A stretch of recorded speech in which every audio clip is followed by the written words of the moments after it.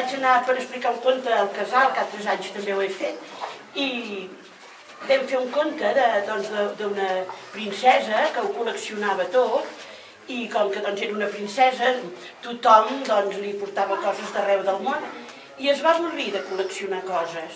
I un dia va dir, què podria col·leccionar que no s'acabés? I diu, calla, ja ho sé, col·leccionaré paraules. Bé, el conte era més llarg, però venia d'aquí, això.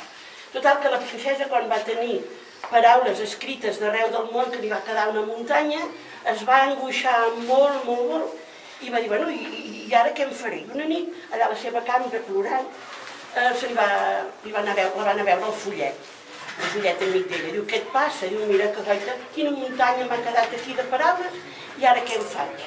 Total, que el follet se li induïa cada dia un sac de paraules i l'endemà les hi tornava convertides en conte. Però esclar, d'això fa molts anys, les paraules s'acabaven, la princesa se li acabaven també els contes. Total, que els nois i les noies del casal de Massoteres van voler ajudar i van dir paraules perquè les poguéssim enviar. El Roger i el Josep aquella nit van anar a buscar el follet, totes aquelles paraules que havien dit els nets, que estan aquí, doncs el follet els va ajudar que poguessin muntar un conte.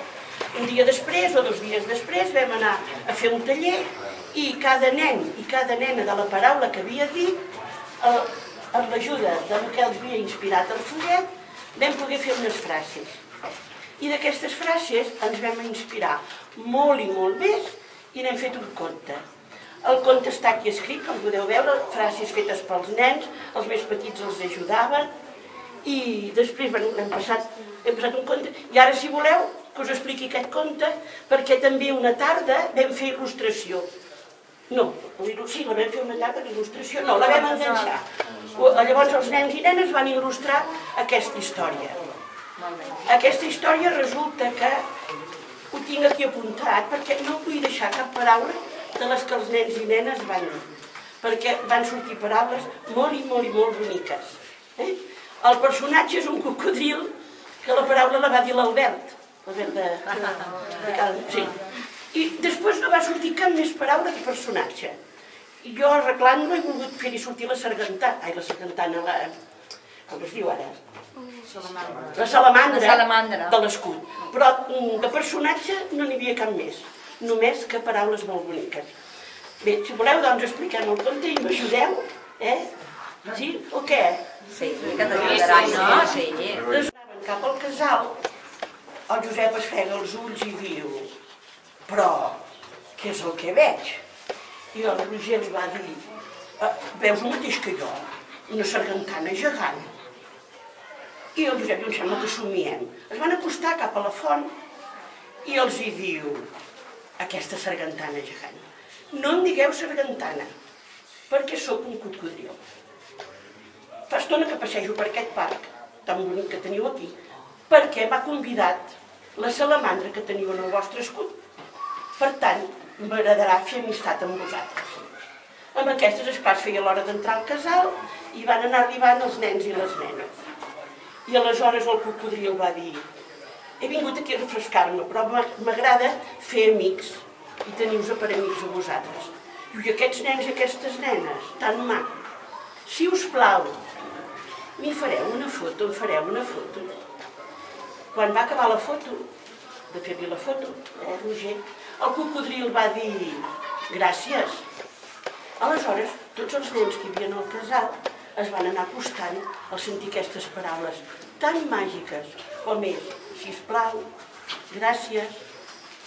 El cocodril es va posar molt content de veure aquells nens i nenes.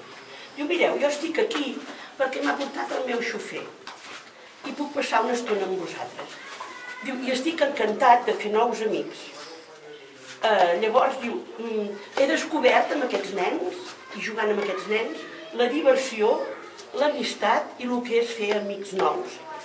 I els nens també li van dir, oh i tant, i nosaltres també d'haver fet un amic tan diferent. Amb aquestes ja el cocodril va anar passant l'estona anava de pressa perquè jugaven i s'ho passaven tan bé. Diu, em penso que ja em ve buscar el meu xofer amb un cotxe de carreres. I, efectivament, abans de poder marxar amb el cotxe de carreres, les dues Annes i la Núria ja havien fet un pastís de xocolata. Molt contents, van menjar el pastís de xocolata i es va despedir. Adéu, li van dir. Diu, mireu, diu el cocodril, encara us vull deixar una paraula més bonica. Els nens, adéu, adéu, us deixo la paraula pau. I llavors els nens van dir, molt bé, doncs estupendo, la sentim aquesta pau. Cocodril, no ens deixis, vine, perquè t'estimem i volem que et cuidis, que tinguis molta salut i molt d'amor. Aleshores, el cocodril va marxar i en aquesta paraula i tots els monitors i els nens i nenes van sentir a dins una pau interior, amb unes ganes d'escampar-la, aquesta pau, i es van posar a escampar-la per Massotera, per la Segarra, per Catalunya, per tot el món i per tots aquells pobles que estan en guerra.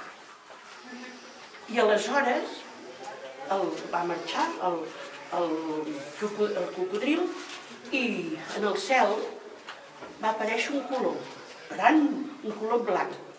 Portava una branca d'olivera a la boca, d'una olivera d'aquí la Segarra. I per això aquest colom es va voler quedar a viure a Massoteres. I per això en aquest poble hi reina tanta i tanta pau. Vet aquí un gat, vet aquí un gos, no s'ha fos aquest conte, no. Aquest conte no s'ha fos. Perquè esperarem l'any que ve per si torna el cocodril i ens porta noves històries.